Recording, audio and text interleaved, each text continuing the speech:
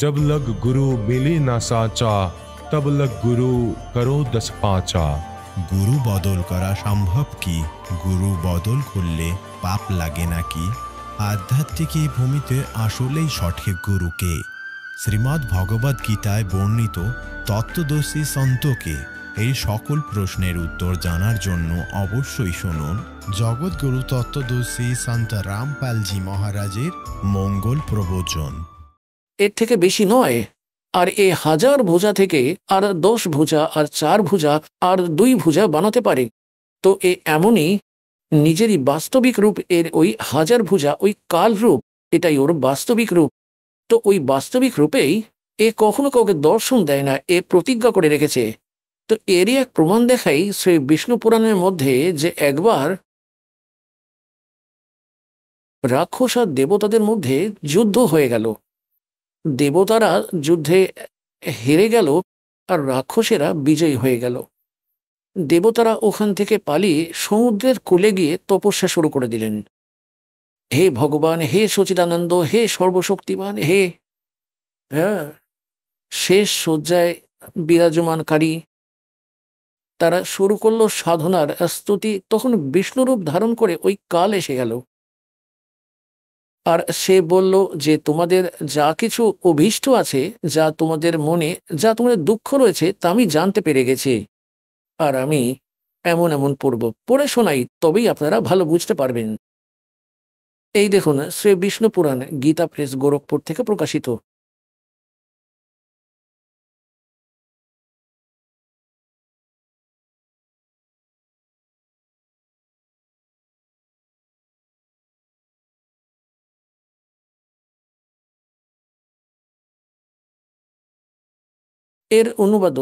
এর অনুবাদক কি আছেন?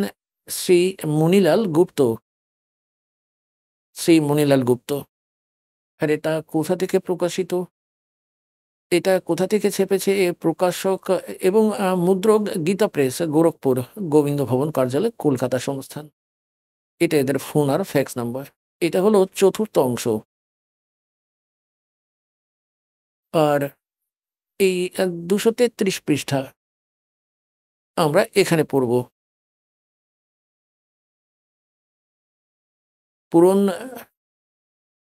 পুরঞ্জয়েরও একটা দ্বিতীয় নাম, মানে পুরঞ্জয়েরও এটা এক দ্বিতীয় নাম ছিল। এখানে লেখা আছে যে পূর্বকালে ত্রেতা যুগে একবার অতি ভীষণ দেব অসুর সংগ্রাম হয়েছিল।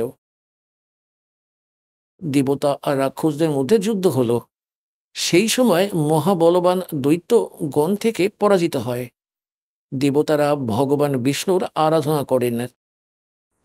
তখন আদি অন্ত শূন্য অশেষ জগৎ প্রতিপালক শ্রী নারায়ণ দেবতাদের প্রসন্ন হয়ে বলল, তোমাদের যা কিছু অভীষ্ট আছে তা আমি জেনে গেছি। এই বিষয়ে এই কথা শুনুন।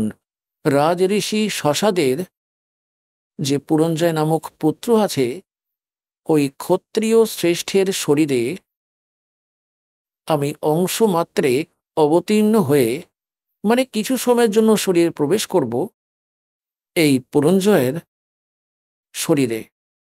ওর মধ্যে থেকে সম্পূর্ণ দৈত্যদের নাশ করব। তোমরা পুরঞ্জয়কে দৈত্যদের বধের জন্য তৈরি করো।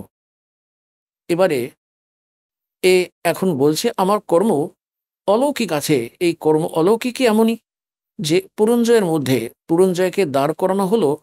অসুর আর দেবতাদের সামনে সামনে যুদ্ধের জন্য দাঁড়িয়ে পড়ল। আর এই কাল যে আছে পুরঞ্জয়ের শরীরে প্রবেশ হয়ে গেল আর সেই রাক্ষসদের মেরে ফেলল। এখন আরো দেখাই 243 পৃষ্ঠাতে। এটা 4র্থ অংশ চলছে, শ্রী বিষ্ণু পুরাণের 4র্থ অংশে চলছে এটা। অধ্যায় 3-এর শ্রী বিষ্ণু পুরাণ 242 পৃষ্ঠাতে 3য় অধ্যায়। এখানে পূর্বকালে রসাতলে মৌন নামের 6 কোটি গন্ধর্ব থাকত। তারা সমস্ত নাগকুলদের প্রধান প্রধান রত্ন আর অধিকার কেড়ে নিয়েছিল। গন্ধর্বদের পরিক্রমে অপমানিত ওই নাগেশ্বরদের দ্বারা স্তুতি করার কারণে, যার শ্রবণ করার জন্য, যার বিকশিত কমল সদৃশ্য চোখ খুলে গেল। নিদ্রা শেষে জাগা ওই জলাশয়ী ভগবান সর্বদেবেশ্বরকে প্রণাম করেন। ওনাকে নাগগণেরা বলেন, ভগবান, ওই গন্ধর্বদের থেকে উৎপন্ন হওয়া আমাদের ভয় কি প্রকারে শান্ত হবে? তখন আদি অনন্ত ভগবান পুরুষোত্তম বলেন, এই কাল এসে গেল বিষ্ণুরূপ ধারণ করে। যুবনাশফের পুত্র মান্ধাত্তার যে পুরুকুস্থ নামক পুত্র রয়েছে, ওর মধ্যে প্রবিষ্ট হয়ে আমি ওই সম্পূর্ণ দুষ্ট গন্ধর্বদের নাশ করে দেব। মানে পুরুকুস্থর মধ্যে প্রবিষ্ট করে, ওর মধ্যে প্রবেশ হয়ে, ভূতের মধ্যে ঢুকে প্রেতের মতো প্রবেশ হয়ে আমি সম্পূর্ণ গন্ধর্বদের নাশ করে দেব। এর থেকে প্রমাণিত যে এই কাল এমনই অলৌকিক কর্ম করে থাকে। এই প্রকারেই শ্রীকৃষ্ণের মধ্যে প্রবেশ করে গীতাজির সেই জ্ঞান বলেছেন, বুদ্ধিমানদের সংকেতই পর্যাপ্ত।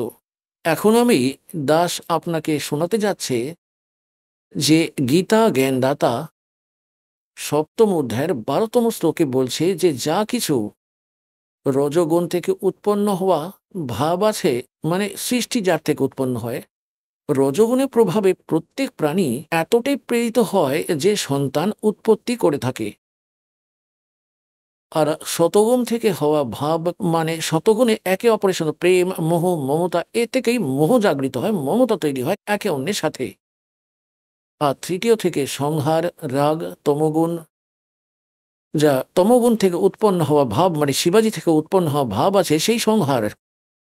এই তিনজন থেকে যা কিছু হচ্ছে তার নিমিত্ত কারণ আমি, গীতা জ্ঞানদাতা বলছে। এই সেই কাল আপনাদের সৃষ্টি রচনায় অনেকবার শুনিয়েছি, আর কখনো আবার শোনাবো।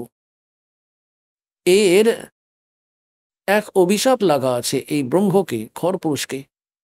1,00,000 মানব শরীরধারী প্রাণীদের নিত্য আহার করে সে। এক ব্রহ্মাণ্ডের শেষ সীমান্তে 21 ব্রহ্মাণ্ডের লোক আছে। পুরো 21 ব্রহ্মাণ্ডে, এর 21তম ব্রহ্মাণ্ডের শেষ সীমান্তে এক এমনই স্থান বানিয়ে রেখেছে যেখানে কেউ গিয়ে দেখতে পারে না। এক তপ্তশিলা রয়েছে, তার উপরে 1,00,000 মানব শরীরধারী প্রাণীর ডেলি ওখানে ভাজা হয়। এই শরীর তো এখানে রয়ে যায়, এর মধ্যে এক সূক্ষ্ম শরীর রয়েছে, তার মধ্যে সারা জীবনে আমাদের খাওয়া পান করা যা কিছু ব্যঞ্জন করা হয় তার সূক্ষ্ম অংশ লিপ্ত হয়ে যায়। আর ওখানে এতটাই গরম আছে ওই তপ্তশিলা, তার উপর ঢেলে তার মধ্যে থেকে নোংরা বের করা হয়। জীব মরে না, ওখানে মরে না জীব, ওইগুলো খায়। তো এই বলতে চাইছে যে এদের যা কিছু হচ্ছে এর নিমিত্ত কারণ আমি, এর মধ্যে আমি নই, আর আমাতে নেই, কেননা এর থেকে ভিন্ন থাকে। এখন এখানে যে প্রসঙ্গ চলছে, তো এর থেকে সিদ্ধ করছি যে রজগুণ ব্রহ্মা আছে, তমগুণ বিষ্ণু আছে, তমগুণ শিবজি। এখন আগের প্রসঙ্গ চলবে। এখন দেখো শিবপুরাণের মধ্যে সিদ্ধ করছি। এই দেখো,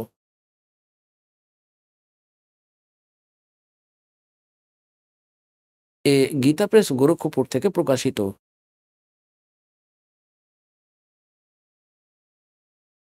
এর সম্পাদক হলো এই দেখুন, সম্পাদক হলো হনুমান প্রসাদ পোদ্দার। আর এটি কোথা থেকে? এখান থেকে প্রকাশিত। এই যে রুদ্র সংহিতা আর সংক্ষিপ্ত শিবপুরাণ, পৃষ্ঠা নম্বর 110-এ গীতা প্রেস গোরক্ষপুর থেকে প্রকাশিত, সচিত্র মোটা টাইপ। এই প্রকার ব্রহ্মা, বিষ্ণু আর রুদ্র, এই 3 দেবতার গুণ আছে, মানে রজগুণ ব্রহ্মা, শতগুণ বিষ্ণু, তমগুণ শঙ্কর।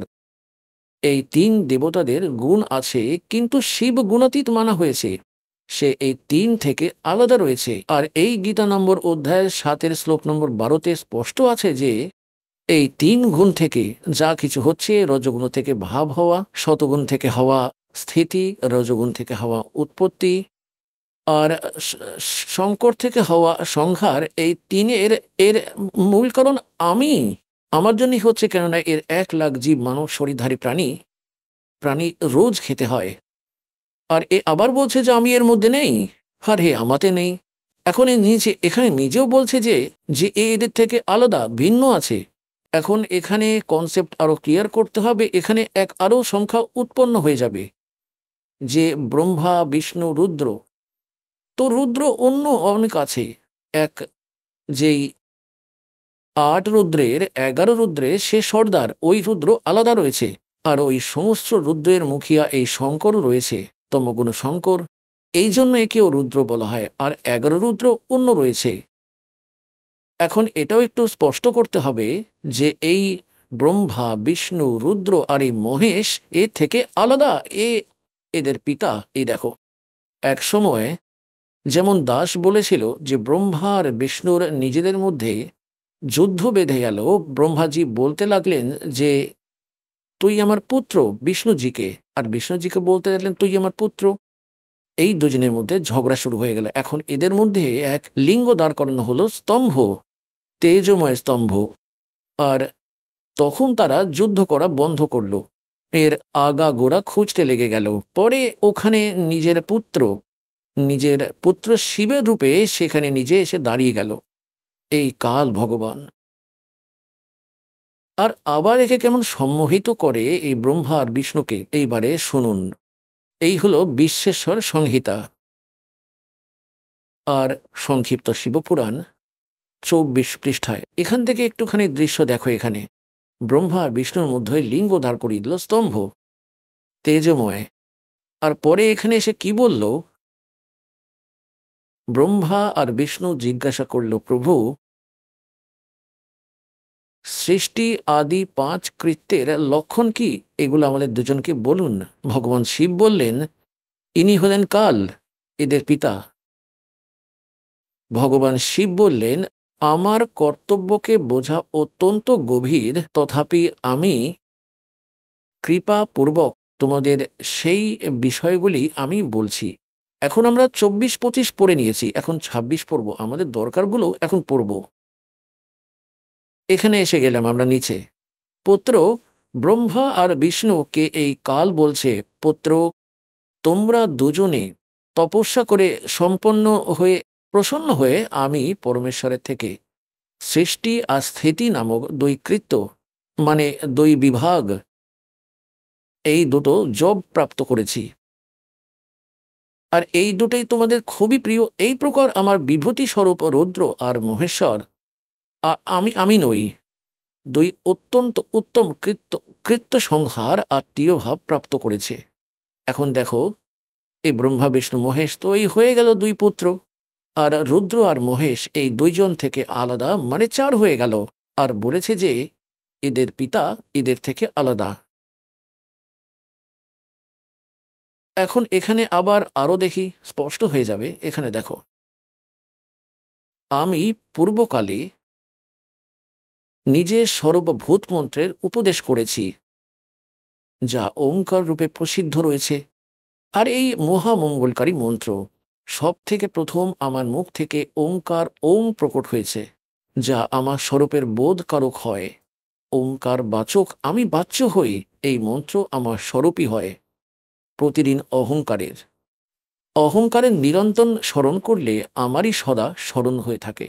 আমার উত্তরবর্তী মুখ থেকে আকার, পশ্চিম পশ্চিম পশ্চিম মুখ থেকে ওকার, দক্ষিণ মুখ থেকে মকার, আর পূর্ববর্তী মুখ থেকে বিন্দু তথা মধ্যবর্তী মুখ থেকে নাদের প্রকট হয়েছে। এই প্রকার 5 অবয়ব থেকে যুক্ত এবং ওঙ্কারের বিস্তার হয়েছে। এই সমস্ত অবজগুলি একীভূত হয়ে এই প্রণব ওম নামক এক অক্ষর হয়ে গেছে। এখন এখানে আমাদের দেখতে হবে কি, ওই ওম এক অক্ষর যা আছে এই ব্রহ্মা বিষ্ণু মহেশ এর পিতার হয়ে থাকে। আর ইনি হলেন ব্রহ্ম। এই কাল, এই ব্রহ্মের মন্ত্র হলো ওম। গীতার অধ্যায় নম্বর 8 এর শ্লোক নম্বর 13-তে এই গীতা জ্ঞানদাতা বলেছে, এটাও স্পষ্ট হয়ে থাকবে যে ওম ইতি একাক্ষরম ব্রহ্ম বিবহারণ মামনুসম্রাট। এই দেখুন, এখন আমি শিবপুরাণ রেখে দিলাম, আজ শ্রীমদ্ ভগবদ গীতা উঠিয়ে নিলাম। গীতা প্রেস গোরক্ষপুর থেকে প্রকাশিত অষ্টম অধ্যায়ের শ্রীমদ্ ভগবদ গীতা ওই 13তম শ্লোক এখানে শুরু হয়। ওই 13তম শ্লোক এখানে, এর মধ্যে কি আছে ओम इति एकाक्षरम ब्रह्म व्यवहारण मामनुसमरण ये प्रियाति तजन्देहम सयाति परमाम गतिम। गीता জ্ঞানদাতা বলছে যে মাম ব্রহ্ম, আমি ব্রহ্মের। ওম ইতি একাক্ষরম, এই ওম একটি অক্ষর, নাথিং এলস। ব্যবহারণ মানে উচ্চারণ করে, অনুসরণ, স্মরণ করতে করতে। ये प्रियति तजन्देहम, जो संसार, যে শরীর যাওয়ার সময় এর জপ করে চলে যায়, সয়াতি পরমাম, এর স্মরণ করতে করতে যে শরীর ছেড়ে চলে যায়, সয়াতি পরমাম গতিম। এই ওম, ওম থেকে পাওয়া গতি, এই ওম এখানে উদাহরণ দিয়েছে। যে পুরুষ ওম ওম ওম এক অক্ষর হয়ে গেল ওম, ইতি এই এক অক্ষর ব্রহ্মকে উচ্চারণ করতে করতে, মাম আমি নির্গুণ ব্রহ্মের চিন্তন করতে করতে শরীর ত্যাগ করে যায়, সেই পুরুষ পরম গতিকে প্রাপ্ত হয়ে যায়। এখন এর থেকে এটা সিদ্ধ হয়ে গেল যে ওই দিকে তো শিবপুরাণের মধ্যে, শিব মহাপুরাণে স্পষ্ট হয়ে গেল যে এই গীতা জ্ঞান, এই এই ব্রহ্মা বিষ্ণু মহেশ, রুদ্র আর মহেশ থেকে, ব্রহ্মা বিষ্ণু মহেশ থেকে যে পঞ্চম আছে তিনি এদের পিতা। এই শিবপুরাণে এখানে সন্দেশ দিচ্ছে। আর এ কি বলছে যে আমার ওম মন্ত্র আছে, ওম এই 5 অবজ থেকে এই একই ভূত হয়ে এই ওমকার প্রণব রূপে ওমকার এক অক্ষর হয়ে গেছে। আর এখানে অষ্টম অধ্যায় 13তম শ্লোকে গীতাজিতে এটা স্পষ্ট করেছে, এই গীতা জ্ঞান দিচ্ছে ওম ইতি একাক্ষরম, এই ওম এক অক্ষর যা আছে মাম ব্রহ্ম, আমি ব্রহ্মের, এক ওম অক্ষর আছে, নাথিং এলস। আর স্মরণ করতে করতে, এর উচ্চারণ করে স্মরণ করতে করতে, ইয়ে প্রিয়াতি তজন্দেহম, যে শরীর ছেড়ে যায় মানে অন্তিম নিঃশ্বাস পর্যন্ত স্মরণ করে, ইয়াতি পরমাম গতিম, ওই পরম গতিকে সে প্রাপ্ত হয়ে যায়। কোন পরম গতি? যা ওম থেকে, ওমের জপে পাওয়া গতি, সেটা কি ব্রহ্মলোক। এখনই তোমরা দেবী ভাগবতে পড়েছিলে যে দেবী বলছে হিমালয় রাজাকে, যে গীতা প্রেস গোরক্ষপুর থেকে প্রকাশিত শ্রীমদ দেবী ভাগবত, সচিত্র মোটা টাইপ, যার 562 আর 563 পৃষ্ঠায় দেবী নিজে স্পষ্ট করেছে হিমালয় রাজাকে যে আর সব কথা, সব পুজো ত্যাগ দাও, ব্রহ্মের জাপ করো, তার এক ওম মন্ত্র আছে, সে ব্রহ্মলোকে থাকে, তাকে পেয়ে যাবে। তো ওমের জপ করে ব্রহ্মলোক প্রাপ্তি হবে। গীতা অধ্যায় নম্বর 8 শ্লোক নম্বর 16-তে লেখা আছে যে ব্রহ্মলোক পর্যন্ত সমস্ত লোকই পুনরাবৃত্তিতে আসে, ওখানে যাওয়া প্রাণীরাও জন্ম মৃত্যুতে আসে। এই দেখো, এই হলো শ্রীমদ্ ভগবদ গীতা। এর অষ্টম অধ্যায়ের এই 16তম শ্লোকে কি বলছে? হে অর্জুন, ব্রহ্মলোক পর্যন্ত সমস্ত লোকই পুনরাবৃত্তিতে আছে। পুনরাবৃত্তির এনারা এখানে বিশ্লেষণও করেছে, অর্থাৎ যাকে প্রাপ্ত হয়েও আবার এই সংসারে ফিরে আসতে হয় এমন। তো এর থেকেও প্রমাণ হয়ে গেল যে এতেও পরম গতি হয় না, কেননা জন্ম মৃত্যু যতক্ষণ আছে এই জীব সুখী হতে পারে না। আর গীতা অধ্যায় নম্বর 15 শ্লোক নম্বর 4 বলেছে যে তত্ত্বদর্শী সন্ত আর তত্ত্ব জ্ঞানের প্রাপ্তির উপরন্ত পরমেশ্বরের ওই পরম পদের খোঁজ করা উচিত, যেখানে যাওয়ার পর সাধককে আর ফিরে কখনোই এই সংসারে আসতে হয় না। তো এখন যে প্রসঙ্গ চলছে, এখন এখানে তো যেমন প্রসঙ্গ চলছে যে আমরা এই শ্রী বিষ্ণুজির, শ্রী শিবজির পূজা করতাম ইষ্টরূপে। আর ভগবান 600 বছর আগে পরমাত্মা এসেছিলেন, কবিরজি তিনি বলতেন, 3 দেব কি जो करते भक्ति उनकी कदे ना होवे मुक्ति। এখন দেখো, পরমাত্মা বলতেন এরা ভগবান নয় যাকে তোমরা পুজো করছো, এরা তোমাদের কোনো লাভই দিতে পারবে না। এখন এই প্রমাণ তোমাদের সেই শিবপুরাণ থেকে করাই, এই ব্রহ্মা, এই বিষ্ণু এরা ভগবান নয়, মালিক নয়, যাদের আমরা পূজা করতাম। এই দেখুন শ্রী শিব মহাপুরাণ, হিন্দি টিকা সহিত, ভাগ 1। এটা কোথা থেকে প্রকাশিত? এই যে শ্রী শিব মহাপুরাণ, বিদ্যা ব্যারিধি পণ্ডিত জ্বালা প্রসাদ শ্রী মিশ্র কৃতি, হিন্দি টিকা সহিত। এই সমস্ত দেখে নাও। খেমরাজ শ্রীকৃষ্ণ দাস প্রকাশন, বোম্বাই 4। এখন একে মুম্বাই বলে। এ তোমাদের নিয়ে চলি বিদ্যেশ্বর সংহিতার 11 পৃষ্ঠায়। এই দেখো পৃষ্ঠা নম্বর 11, শ্রী শিব মহাপুরাণ পৃষ্ঠা নম্বর 11, বিদ্যেশ্বর সংহিতা ভাগ 1, অধ্যায় 6। নন্দীকেশর বলে, হে যোগিন্দর, আগে এক সময় বিষ্ণু ভগবান শেষ শয্যায় নিজের গরুর আদি পার্ষদ সংযুক্ত লক্ষ্মী সহিত শয়ন করছিলেন, বিশ্রাম করছিলেন। ওই সময় ব্রহ্মজ্ঞানীদের শ্রেষ্ঠ ব্রহ্মাজি নিজের ইচ্ছায় ওখানে আসেন। সব প্রকারে সুন্দর শয্যায় শয়নকারী কমললোচন বিষ্ণুজিকে জিজ্ঞাসা করলেন,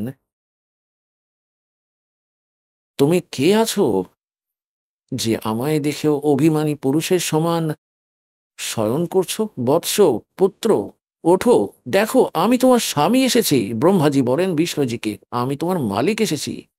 আগত গুরুকে দেখে যে অভিমান করে, ওই দ্রোহী মূঢ়র প্রায়শ্চিত্ত হওয়া উচিত।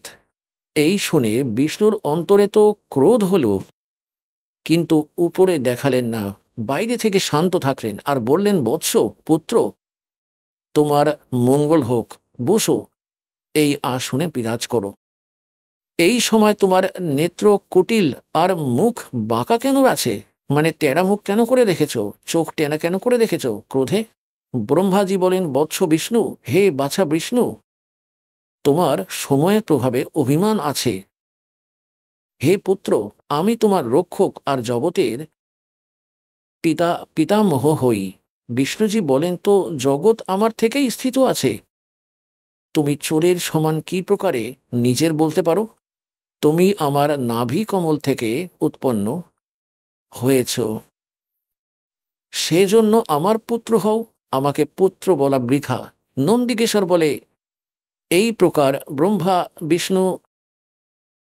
ব্রহ্মা বিষ্ণু দুইজনেই রজগুণে মুগ্ধ হয়ে বিবাদ করতে লাগে।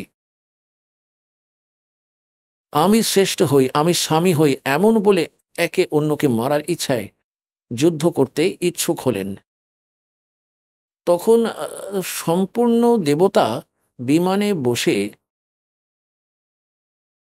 ওই মহা অদ্ভুত যুদ্ধ দেখার জন্য চলে আসেন, আর আকাশ থেকে ওনাদের উপর ফুল বর্ষা করতে লাগলেন। বারে দেবতাগণ, বুদ্ধি দেখো এই অবতারদের। দুই ভাই মারামারি করে মরার জন্য তৈরি, আর উপর থেকে ফুলের বর্ষা করছে যে মরো কেটে। সাব্বাস, খুব সুন্দর করছো।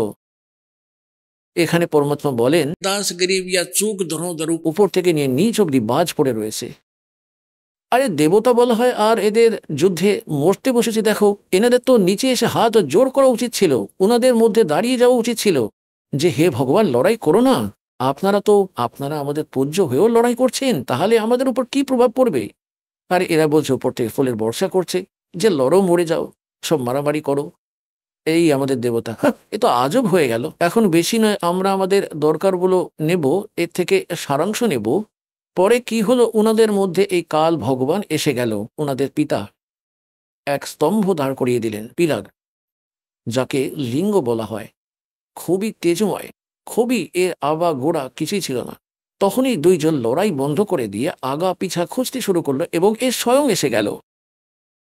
আর তাদের কি বলতে লাগলেন দেখো। এখন পূর্ব বিধেশ্বর সংহিতা পৃষ্ঠা এই 17 পৃষ্ঠাতে, এই আগে 11তে পড়েছি, এখন 17তে পড়ছো। বিধেশ্বর সংহিতা ভাগ 1, অধ্যায় 9, 6 পড়েছি। এখন এখানে কি নন্দিকেশ্বর বলে, তার উপরে ভগবান ওই নম্র হওয়া ব্রহ্মা আর বিষ্ণুকে অনুগ্রহ করে এই বলল, এই দুজনের অজ্ঞানতা আর ব্যয়কে দূর করার জন্য, অর্থাৎ দুজনকে বললেন ভগবান, এই কাল এদের পিতা, কি বলছেন যে আমার সকল আর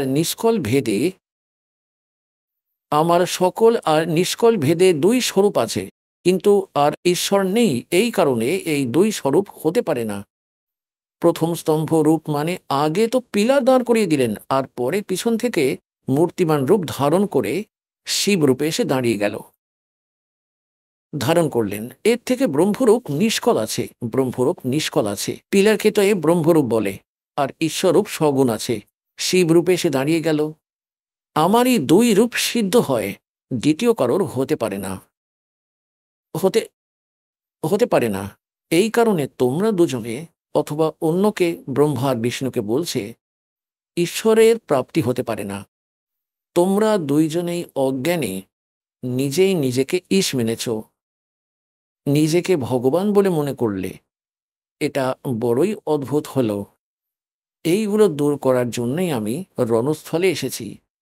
এখন তোমরা নিজেদের অভিমান ত্যাগ করে আমি ঈশ্বরের নিজের বুদ্ধি লাগাও। আমার প্রসাদে লোকে সব অর্থ প্রকাশ করছে।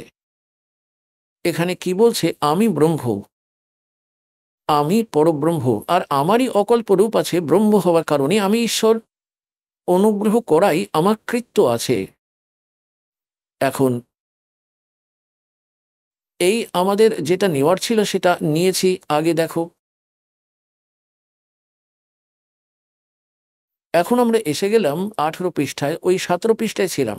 এখন আমরা 10 অধ্যায় পড়ব বিশ্বেশ্বর সংহিতার। বিশ্বেশ্বর সংহিতা ভাগ 1-এ এই দশম নবম এখানে সমাপ্ত হয়ে যায়, দশম এখানে আরম্ভ হয়ে যায়।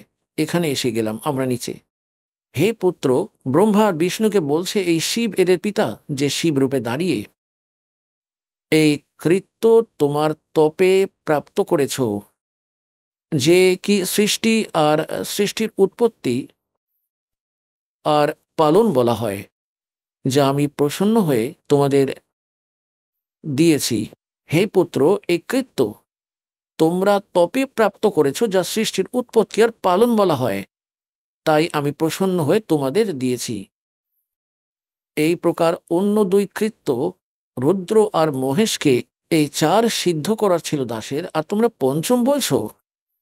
হে পুত্র, এই তো ব্রহ্মা আর বিষ্ণুর বিষয়ে বলে দিল যে সৃষ্টির উৎপত্তি আর পালন যা আমি তোমাদের দিয়েছি। এই প্রকার অন্যকে কৃত্য, রুদ্র আর মহেশকে প্রদান করেছি, কিন্তু অনুগ্রহকৃত্য কেউ পাওয়ার সমর্থ নয়। তাই পূর্বের কর্ম তোমরা এখন এখানে এটা এটা কি প্রমাণ হয়ে গেল? এক তো এটা প্রমাণ হয়ে গেল যে ব্রহ্মা আর বিষ্ণু, রুদ্র আর শঙ্কর, এর থেকে আলাদা এই যে গীতার জ্ঞান, যে এই শিব পুরাণের জ্ঞান দিচ্ছে, আর এ বলছে ব্রহ্মা আর বিষ্ণুকে যে তোমরা ঈশ নও। আর এই ক্যাটাগরিকে এই রুদ্র আর মহেশ বলছি এদের থেকে তোমরা ভগবান নও। এতে সিদ্ধ হলো যে আমরা যার পূজা করতাম বিষ্ণু আর শঙ্করের, যে এরা ভগবান ছিল না। আর এই আমাদের দেব, আমাদের ধর্মগুরু আচার্য শঙ্করাচার্য আর যত মণ্ডলেশ্বর, এদের মহর্ষি বলা হতো, এরা কখনো জানতো না এনারা আমাদের সদ্গ্রন্থের। আর এর মধ্যে কেমন নির্ণয় জ্ঞান আছে। তো এখন আমরা আমাদের এই প্রসঙ্গে আসি। এক তো এটা সিদ্ধ হয়ে গেল যে এর মধ্যে এক আরো সংখ্যা সমাধান করে দেখাই। এই শিবপুরাণের মধ্যে যা খেমরাজ শ্রীকৃষ্ণ দাসের মুম্বাই থেকে প্রকাশনে আছে, এর মধ্যে কি আছে? এর মধ্যে এটা স্পষ্ট করা আছে যে যেমন এ কি বলছে যে আমার এক ওঙ্কার মন্ত্র আছে। আর যেমন আমাদের এই ধর্মগুরুরা কি বলতেন, অনুবাদ যে করেছে গীতা প্রেস গ্রুপ থেকে প্রকাশিত শিবপুরাণে, এর মধ্যে এরা ভুল করে রেখেছে।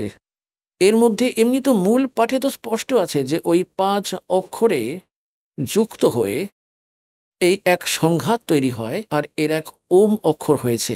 এনারা ওই 5কে আলাদা করে নিজের নিজের চিন্তা ঢুকিয়ে রেখেছে, ঢেলে রেখেছে এর মধ্যে, যে ওম নমঃ শিবায়, ওম নমঃ শিবায়, এই হয়ে গেল 5 অক্ষরের।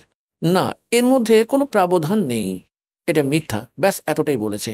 এখন এই প্রসঙ্গ স্পষ্ট হলো যে আমরা যার পূজা করতাম, এই ব্রহ্মা, বিষ্ণু আর শঙ্কর, এরা ভগবান নয়, এরা ঈশ নয়। স্পষ্ট করে দিল, আমাদের সদ্গ্রন্থে স্পষ্ট করে দিল। এখন আমরা যে প্রসঙ্গে আজ আগে চলবো, এখন আমরা এগুলো নির্ণয় করব যে কি রজগুণ ব্রহ্মা, শতগুণ বিষ্ণু, তমগুণ শিবজি। এইবার দেখো, এই হলো শ্রীমদ দেবী ভাগবত মানে দেবী পুরাণ, শ্রী খেমরাজ শ্রীকৃষ্ণ দাস প্রকাশন, মুম্বাই থেকে প্রকাশিত।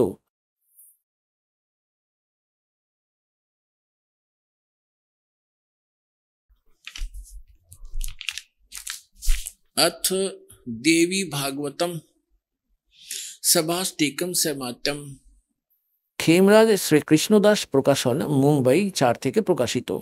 এখান থেকে তৃতীয় স্কন্ধ আরম্ভ হয়। अथ श्री मद देवी भागवते भाषा टीका युक्ते तृतीय स्कंध प्रारंभते। এখানে তৃতীয় স্কন্ধ আরম্ভ হচ্ছে। আমরা আমরা তোমাদের 11 পৃষ্ঠায় নিয়ে চলি। এই 11 পৃষ্ঠায় পঞ্চম অধ্যায়ের মধ্যে আমরা পড়ব পঞ্চম অধ্যায়ের 8ম শ্লোক। হে মাতা, এখানে সপ্তম সমাপ্ত হলো। হে মাতা, যদি আমাদের উপরে সদা আপনি দয়াযুক্ত হন তো আমাকে তমবনে কি প্রকারে প্রদান করেছেন? শঙ্কর ভগবান বলছেন, ব্রহ্মা রজগুণ আর হরি শতগুণ। হরি শতগুণ যুক্ত কেন করলেন? যুক্ত করলেন কি প্রকারে করলেন? এখন এই সংস্কৃত পড়ব আমরা। এই হলো সংস্কৃত, এই হিন্দি এখানে আমরা পড়েছি। এই 8ম শ্লোক, यदि दया धर्मना न सदा अंबिके कथम अहम, यदि दया धर्मना न सदा अंबिके कथम अहम विहित। কি প্রকারে আমায় বানিয়ে দিলেন হে অম্বিকে, হে মাতা তমগুণ। কমল থেকে উৎপন্ন হওয়া ব্রহ্মাকে রজগুণ সম্ভব, রজগুণ কেন বানিয়েছেন? আর সুবিতা কেমন শতগুণ হারি, আর বিষ্ণুজিকে আপনি শতগুণ কি প্রকারে বানিয়েছেন, কেন বানিয়েছেন? দেখো, এই কথার সাথে আমাদের দেবতাও পরিচিত আছে যে কি আমরা করছি এগুলো ঠিক হচ্ছে না। সেই জন্যই তো এরা বলছেন যে যদি আপনি আমাদের উপর দয়াযুক্ত হন তাহলে আমাদের এমন কেন বানিয়ে দিয়েছেন? আমাদের মধ্যে এক এক ব্রহ্মার থেকে বেরোচ্ছে, তার তরঙ্গের থেকে সব প্রাণী প্রভাবিত হয় আর সৃষ্টির উৎপত্তি করে, সন্তান উৎপত্তি করে। আর বিষ্ণুজিৎ থেকে বেরোনো তরঙ্গে একে অন্যের উপর মমতায় ফেসে পড়ে আছে, আর আমার থেকে আবার সংহার হয়ে থাকে। এই এমন কেন হচ্ছে? যদি আপনি আমাদের উপর দয়ালু হন তো আমাদের এমন গুণী কেন কেন বানিয়ে দিলেন? আমাকে তমগুণ কেন বানিয়ে দিলেন? আর শঙ্করজিকে শতগুণ আর শিবজিকে তমগুণ বানিয়েছেন। ইতি সিদ্ধম রজগুণ ব্রহ্মা, শতগুণ বিষ্ণু, তমগুণ শিবজি। তৃতীয় এক তো তোমাদের শিব পুরাণে বলেই দিয়েছি যে রজন ব্রহ্মা বিষ্ণু মহেশ এই 3 দেবতাদের গুণ আছে, আর ওই শঙ্কর এদের থেকে আলাদা, তিনি গুণাতীত মানা হয়েছে। আর এখান থেকে তোমাদের প্রমাণ করাই মার্কণ্ডেয় পুরাণে। মার্কণ্ডেয় পুরাণ গীতা প্রেস, গোরখপুর থেকে প্রকাশিত, এর 123 নম্বর পৃষ্ঠায় দেখো।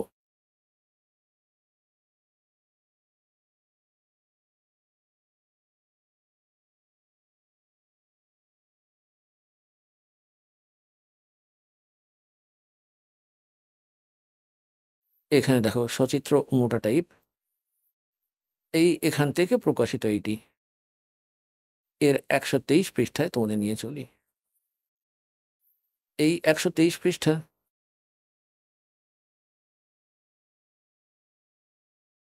এখন এখানে মার্কণ্ডেয় জির বর্ণনা চলছে। মার্কণ্ডেয় জি বলছেন, মুনে এখানে চলে আসি। এই প্রকার স্বয়ংভূ পরমাত্মার 3 অবস্থা আছে। রজগুণ প্রধান ব্রহ্মা, তমগুণ প্রধান রুদ্র, আর শতগুণ প্রধান বিষ্ণু পালক বিষ্ণু। আর এই 3 দেবতা আর এই 3 গুণ আছে। ব্রহ্মা বিষ্ণু মহেশ বলো, বা রজগুণ শতগুণ তমগুণ বলো, ইতি সিদ্ধম। এখন শ্রীমদ্ ভগবদ গীতার 7ম অধ্যায়ের শ্লোক নম্বর 12 থেকে নিয়ে 15তে তোমরা ঠিক বুঝতে পারবে আর শিকারীও হবে। পুণ্যাত্মগণ টিচারের কাজ হলো এই গুরু রহস্যকে সরলতার সাথে শ্রোতাদের বোঝানো। আজ পর্যন্ত আমাদের ধর্মগুরু আর আমাদের ভগবানই পরিচিত ছিলেন না আধ্যাত্মিক জ্ঞানের সাথে। সত্যযুগের ব্রাহ্মণ, আজ সত্যযুগের ব্রাহ্মণও ঋষি মহর্ষিরাও এই তত্ত্বজ্ঞানে অপরিচিত ছিল। তো পুণ্যাত্মাগণ, পরম সৌভাগ্য আপনাদের। তোমাদের জন্ম এমন সময় হয়েছে, তোমরা শিক্ষিত আছো, আর এই তত্ত্বজ্ঞানকে জাগৃত করার জন্য পরম পিতা কৈর ভগবানের আদেশ আছে, আর এই দাসকে তোমাদের সম্মুখে পাঠিয়ে দিয়েছেন। আর তোমাদের এখন কল্যাণ হবে, পুরো বিশ্বের কল্যাণ হবে।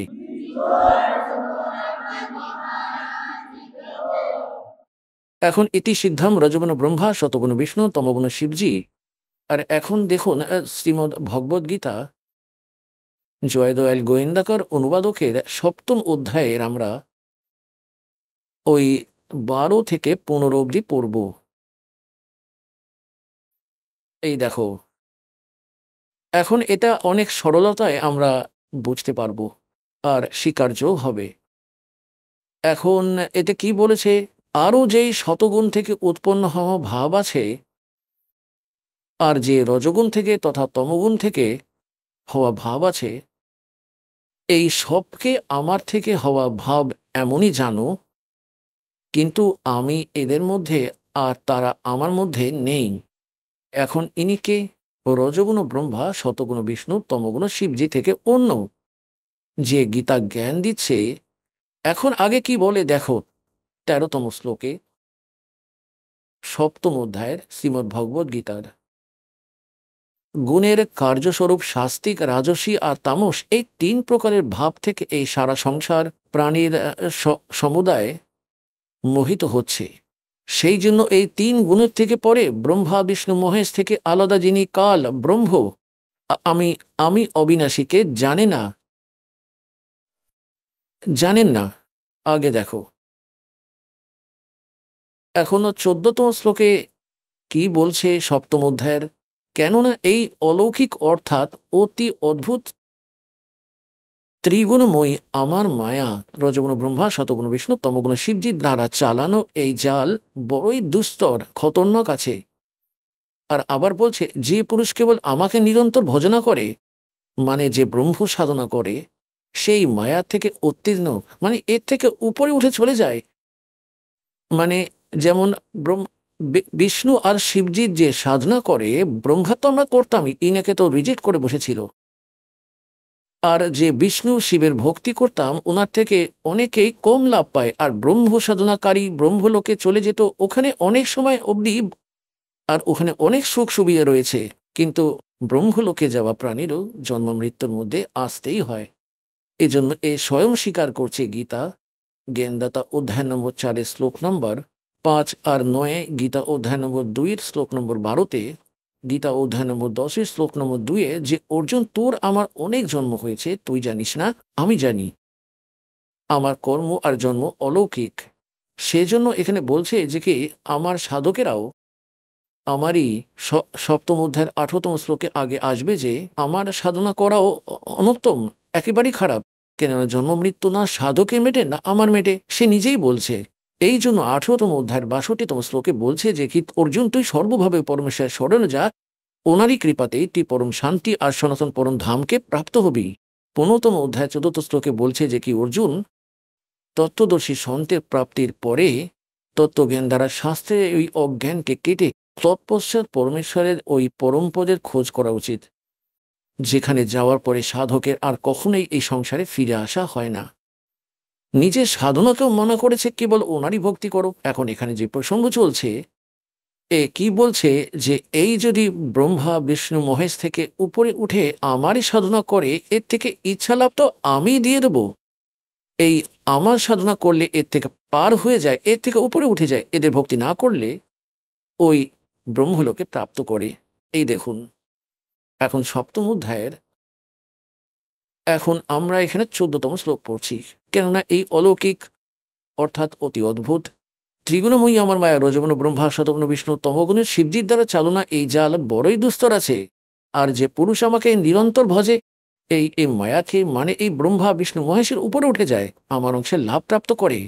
ব্রহ্মা বিষ্ণু মহেশের সাধনা পর্যন্ত আর এদের থেকে পাওয়া লাভের উপরে যারা দৃঢ় হয়ে গেছে, আর কিছু শোনার জন্য তৈরি নয়, তাদের বিষয় বলছে যে ওনাদের উপাসক 3 গুণে ব্রহ্মা বিষ্ণু মহেশের।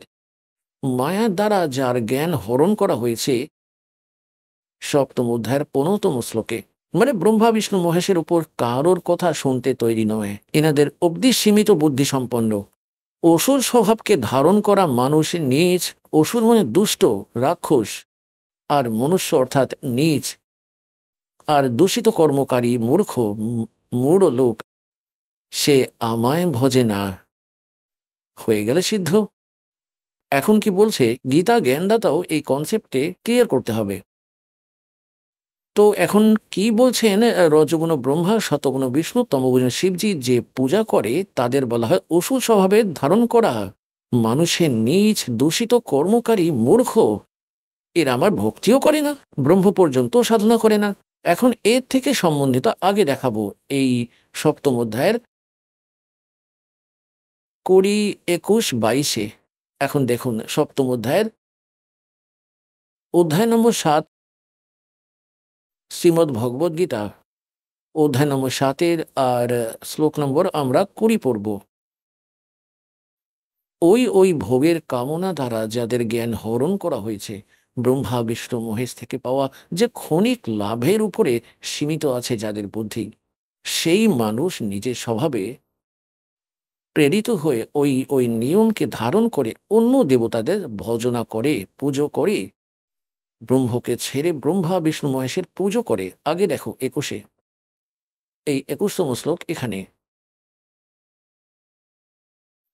যে সকাম ভক্ত, যে ভক্ত যে দেবতার স্বরূপে শ্রদ্ধার সহিত পূজা করে, ওই ভক্তদের শ্রদ্ধাকে আমি ওই দেবতার প্রতি স্থির করে দিই।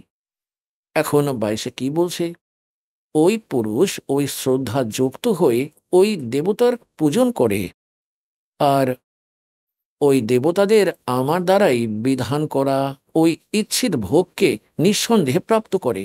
এখন গীতা জ্ঞানদাতা এখানে কি বলতে চাইছেন, যে যেই ভক্ত পরমাত্মার জন্য প্রয়ত্নশীল রয়েছে আর ওই অন্য দেবতার পূজা করে, তারা তো ভক্তি করছে পরমাত্মার মেনে, কিন্তু সে ওই দেবতাদের থেকে যে সমস্ত লাভ পাচ্ছে তাদের আমি কিছু শক্তি দিয়ে রেখেছি। ঠিক যেমন আপনারা এখন শিব পুরাণে পড়েছেন, তাতে বলছে যে তোমরা দুজনে এক এক বিভাগে, সবাই তিনজনেই এক এক বিভাগ প্রাপ্ত করে রেখেছে আমার থেকে। এই কাল বলছে যে রজগুণ বিভাগ প্রাপ্ত রয়েছে ব্রহ্মাজিকে, শতগুণ বিভাগ প্রাপ্ত আছে বিষ্ণুজিকে, তমগুণ বিভাগ প্রাপ্ত রয়েছে শঙ্করজিকে। তো এখানে কি বলতে চাইছে, যে এদের আমি কিছু শক্তি দিয়ে রেখেছি একটুখানি, আর তার থেকেই তারা আংশিক লাভ তোমায় প্রাপ্ত হচ্ছে। এখানে দেখুন, এখন আমরা সপ্তম অধ্যায়ের এখন 22তম শ্লোক পড়ছি। ওই পুরুষ ওই শ্রদ্ধায় যুক্ত হয়ে ওই দেবতার পূজা করে, আর ওই দেবতার থেকে আমার দ্বারাই বিধান করা ইচ্ছিত ভোগকে নিঃসন্দেহে প্রাপ্ত করে। এখন 23তমতে কি বলছে,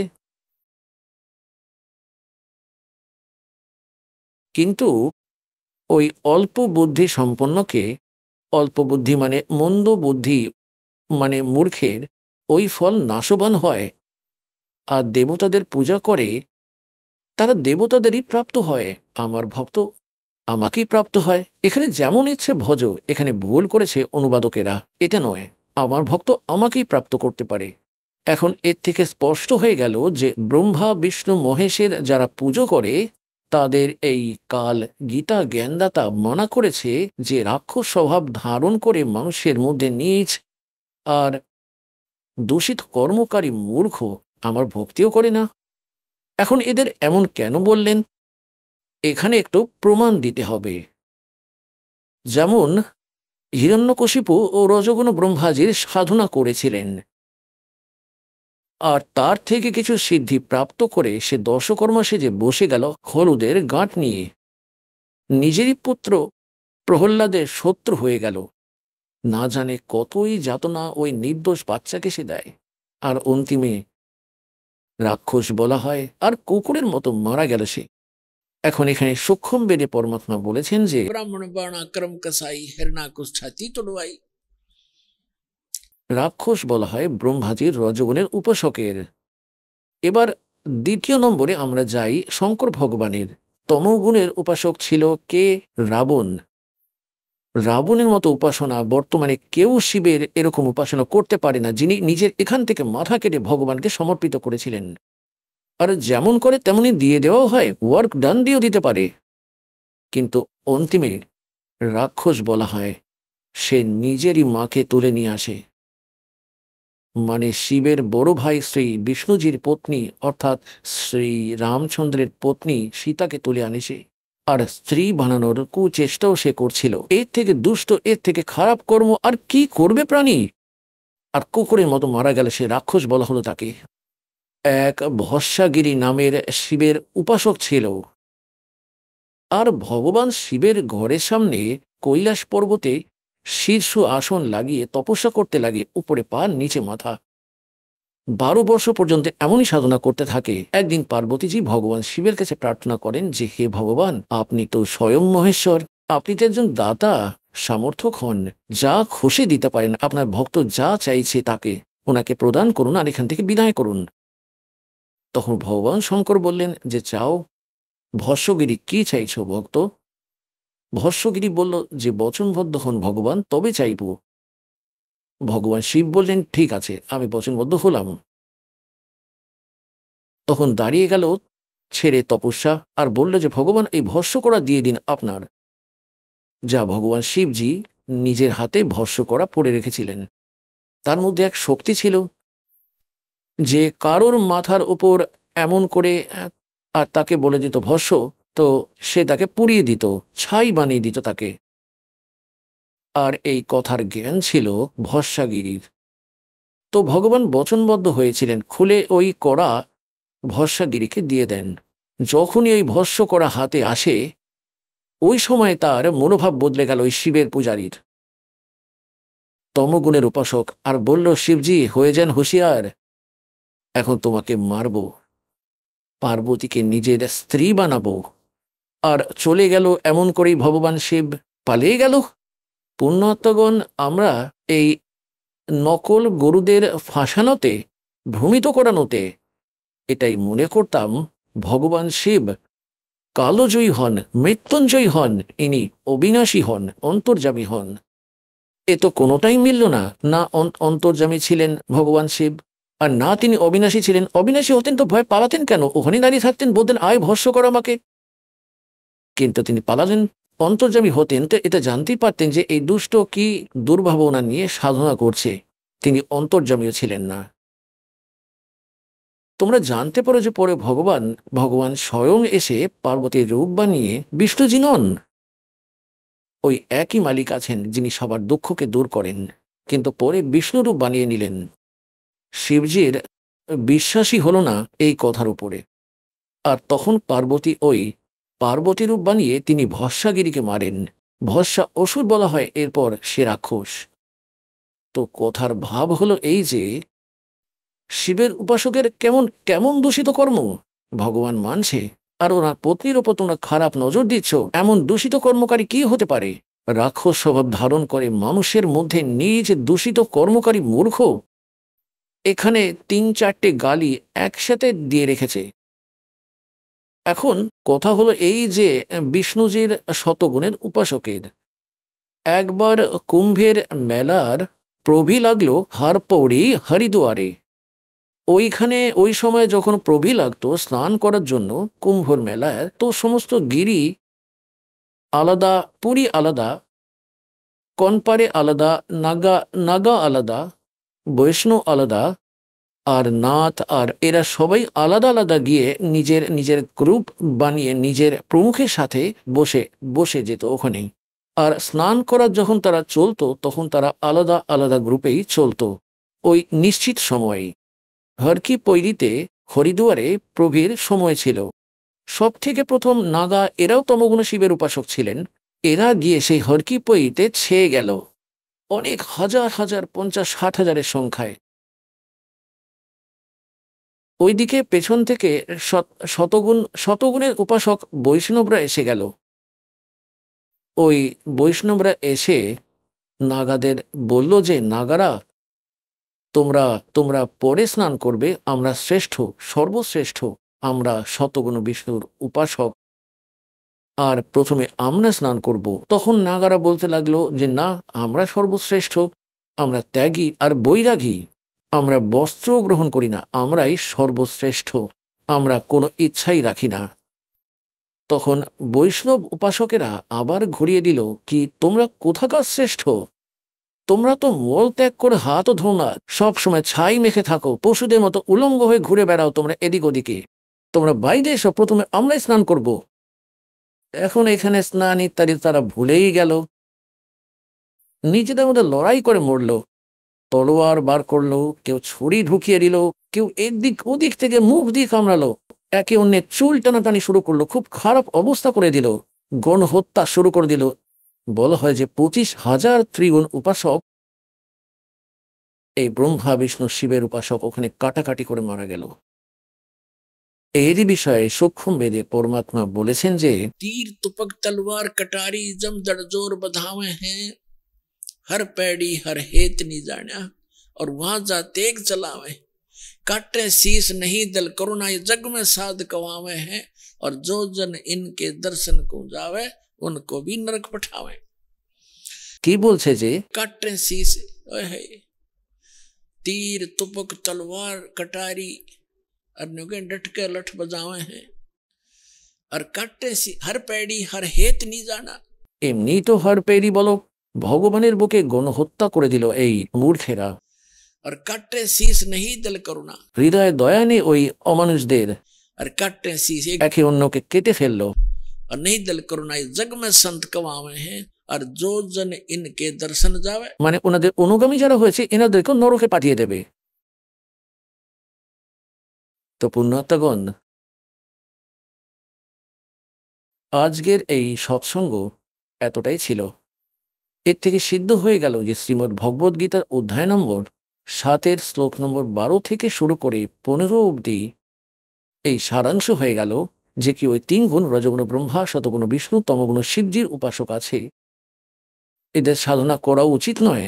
এই আমাদের আমাদের শ্রীমদ্ ভগবদ গীতা এই সদ্গ্রন্থ বলছে ওনাদের সাধনা করলে কোনো মুক্তি হয় না, উল্টো ওনাদেরই এমনই উপমা দিয়েছে যা তোমাদের বর্ণিত করা বারবার বলা ভালো লাগে না। তো এখানে ভগবান এটাই বলতেন, तीन देव की जो करते भक्ति उनकी को दे ना होवे मुक्ति गुण तीनों की भक्ति में ये भूल पड़ो संसारे कह कबीर निज नाम बिना कैसे उतरो पारे। তো এর থেকে সিদ্ধ হয়ে গেল যে ভগবান 600 বছর আগে ওই কথা বলেছিলেন যা দাস আজ ওনারই বলা জ্ঞানের অনুসারে ওনারই বাচ্চাদের সিদ্ধ করে দিয়েছে। যা এই সাধনা আমরা যা করছি এগুলো ভুল ছিল, আর যাদের আমরা পূজা করতাম তারা ভগবান ছিলেন না। বলো সদ্গুরুদেব কি।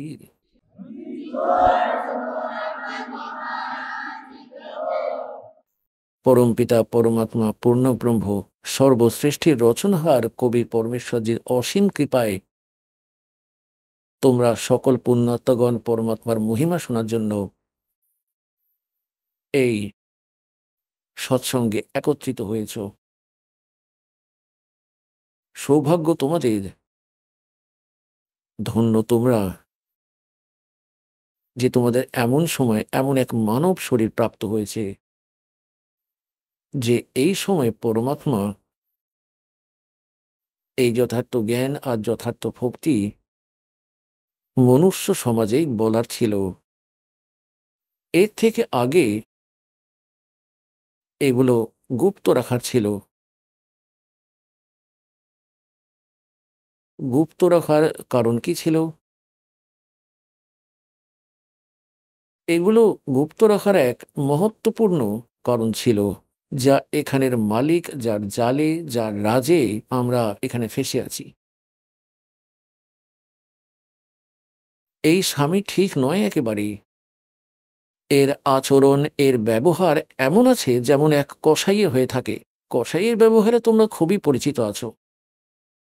যে ভেড়া ছাগলদের প্রতিপালন করে বা কারোর কাছ থেকে তারা পারচেজ করে, বিশেষ করে কসাইয়েরা নিজের ছাগল স্বয়ংই পালন করত আগে। কিছু অল্প লোক, রাজা লোকও মাংস আহার করত। আর জঙ্গলে যা তারা শিকার করত সেগুলো তারা নিয়ে আসতো। আর কিছু মুসলমান ধর্মের মধ্যে এক এক কুপ্রথা আরম্ভ হয়ে গিয়েছিল। তো ওই সময় কসাই ছাগল পালন করত, তাদের জন্য এক সুন্দর চারাগাহ বানিয়ে দিত, তাদের জন্য ভালো শেড ঝুপড়ি লাগিয়ে দিত, যাতে বর্ষা গরম থেকে বেঁচে থাকতে পারে। ওই তাদের জন্য আলাদা করে এক পুকুর বানানো হতো। তো ওই কসাই ওই ছাগলের এই সব সুবিধা কিসের উদ্দেশ্যে দিত সেটা সর্ববিদিত আছে। এই প্রকারে এসে পরমাত্মা বলেছেন যে যেই লোকে তোমরা রয়েছ এটা কসাইয়ের লোক, এখানে কোনো দয়া নেই। কারো পুত্র মারা যাক বা পুত্রী মারা যাক, কোনো জামাই মারা যাক বা বউ মারা যাক, বা স্বয়ং মারা যাও, যা কিছু আপদা চলে আসুক, ফ্লাডের মধ্যে হাজার সংখ্যায় মানব মারা যায়, অন্য প্রাণীদের তো গুনতিই নেই। ভূমিকম্প এসে লক্ষ লক্ষ লোক মারা যায়, কোথাও খরা পড়ে যায়, কোথাও আবার মহামারী এসে যায়, বাস দুর্ঘটনা, রেল দুর্ঘটনা, বায়ুযান দুর্ঘটনা, এগুলো থেকে থেকে হতেই থাকে। যারা মারা গেল তাদের জন্য আমার কোনো কষ্ট নেই, শেষ বেঁচে আছে নিজে নিজেকে কুশল মনে করতাম। তো পরমাত্মা এসে বলছেন যে এসব বড় ভুল, যে তোমরা নিজে নিজেকে কুশল মনে করছো আর মারা গেল তাদের কারণেই চিন্তা করে, যে যে ওই কারণে মৃত্যু হয়েছে, তোমরা এর থেকে আগে চিন্তা করাই বন্ধ করে দিয়ে থাকো। এটা চিন্তা করো না যে আমাদেরও এমনই একদিন চলে যেতে হবে। যখন আমরা একদিন চলেই যাব, তাহলে আমরা কিসের জন্য এখানে এই সংগ্রহ, এখানে ব্যাংক ব্যালেন্স আর প্লটের পর প্লটই কিনে বেড়াচ্ছি? এটা আমাদের মোহ অজ্ঞানতা, তত্ত্বজ্ঞানহীনতা।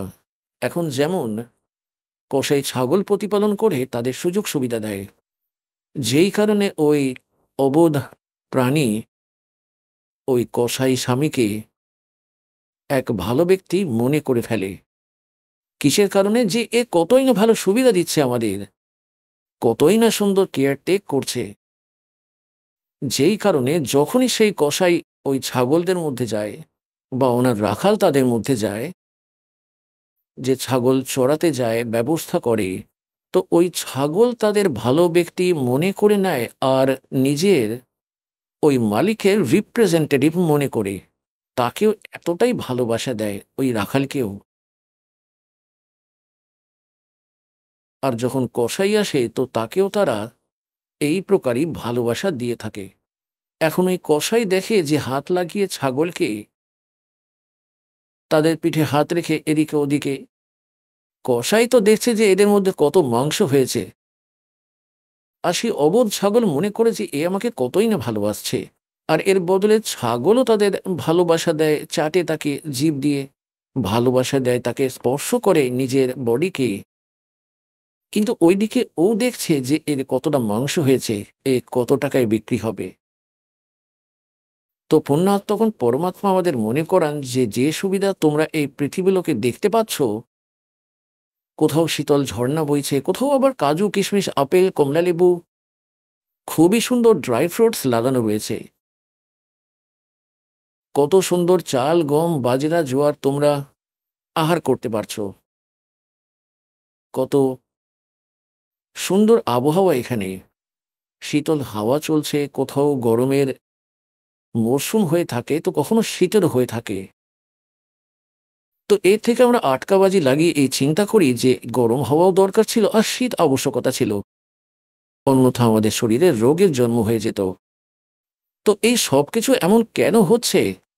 আমরা এই সুবিধাকে দেখি আর এটা চিন্তা করি যে এখানে যে ভগবান আছে, যে স্বামী আছে, তিনি খুবই ভালো, কেননা আমাদের তিনি কতই না সুযোগ সুবিধার খেয়াল রাখেন। আর ওই সময় আমরা ওই ছাগলদের মতো ভুলে যাই, যখন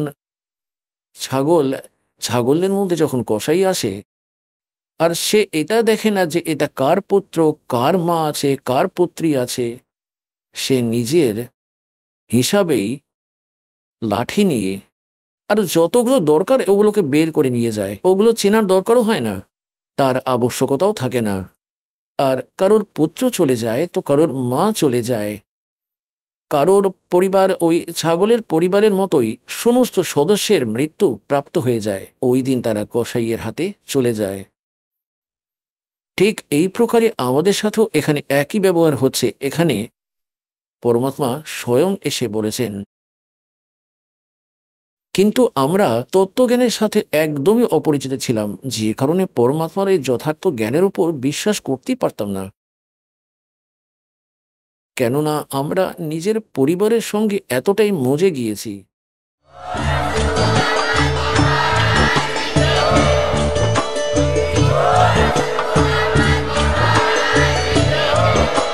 আপনারা শুনছিলেন জগৎগুরু তত্ত্বদর্শী সন্ত রামপালজি মহারাজের মঙ্গলময় প্রবচন। অধিক তথ্য জানার জন্য ভিজিট করুন আমাদের ওয়েবসাইট www.jagatgururampalji.org।